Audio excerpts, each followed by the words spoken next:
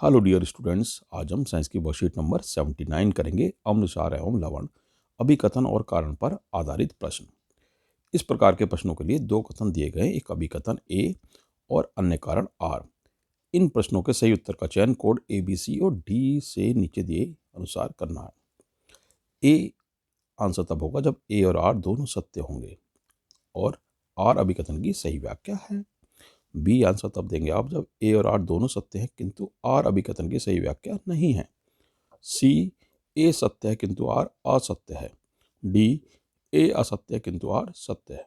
अभिकथन हुआ एक कथन जो तथ्य या विचार, किंतु यह आवश्यक नहीं है कि यह कथन सत्य ही हो।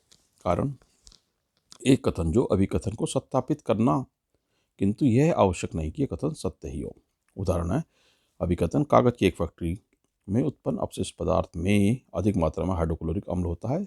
हमें इस अपशिष्ट पदार्थ को सुरक्षित रूप से निपटाने के लिए एक प्रबल सार से अभिकृत करना चाहिए, यानी इसमें पहले फेंकने से पहले इसमें प्रबल सार डालना चाहिए। कारण इसकी सोडियम हाइड्रोक्साइड के साथ अभिक्रिया करने पर अम्ल के प्रभाव को निष्क्रिय किया जाता है। अम्ल उदासीन हो जाता है दोनों की अभिक्रिया से, अतः दोनों ही सही हैं, तो इसका आंसर होगा ए सही उत्तर है।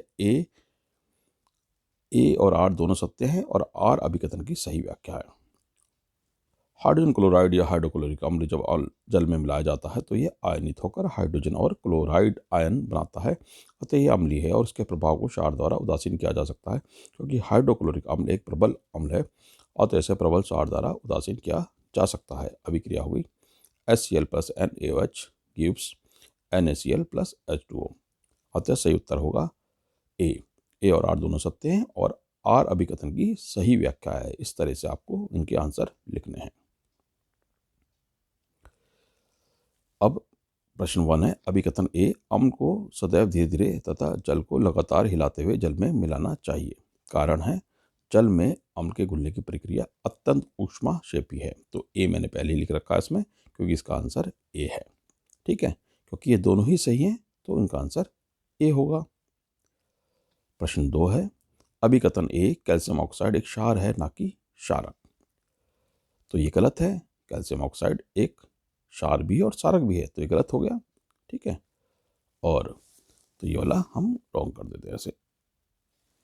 कैल्शियम ऑक्साइड जल में अघुलनशील है, तो भाई ये भी गलत है। तो ये दोनों ही गलत हो गए, लेकिन इसमें तो दोनों गलत का कोई ऑप्शन नहीं है। हालांकि इस तरह के प्रश्नों में दोनों गलत का ऑप्शन दिया जाता है ई, पर इसमें नहीं है, पर ये दोनों ही गलत हैं। प्रश्न 3 है, अभिकथन ए, किसी लिटमस पेपर को आंसू जल के संपर्क में लाने पर उसके रंग में कोई परिवर्तन नहीं होता है। तो ये आपका आंसर ठीक है, ये वाला अभिकथन। कारण क्या है उसका?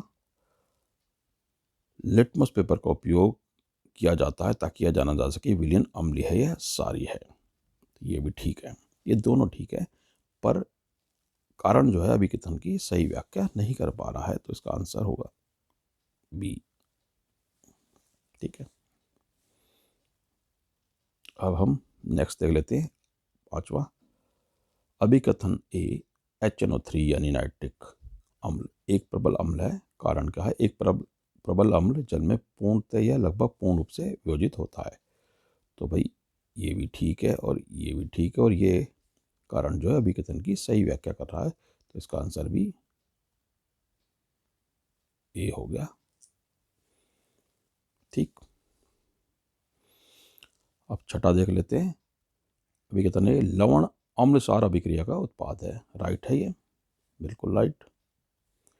लवण अम्लीय क्षारीय हो सकते हैं, ये भी राइट है, दोनों राइट हैं, पर कारण आर अभिकथन ए की कोई इसको जस्टिफाई नहीं कर पा रहा है, सही कारण नहीं बता पा रहा, तो इसका आंसर भी बी हो गया।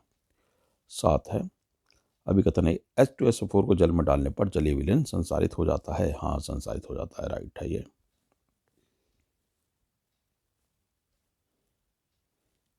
ये राइट है, संसारित हो जाता है। कारण क्या है? हाइड्रोनियम आयन संसारित क्रिया के लिए उत्तरदायी है, ये भी राइट है, और ये इसको कारण सही है इसका, तो इसका आंसर भी ए हो गया। ठीक है, अब आप इन सबके आंसर देख लें।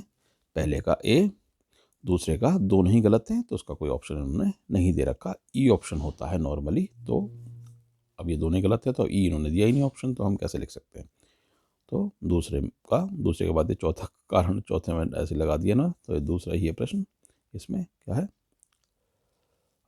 बी है इसका आंसर, और ये पांचवें का ए, छठे का बी और सातवें का ए।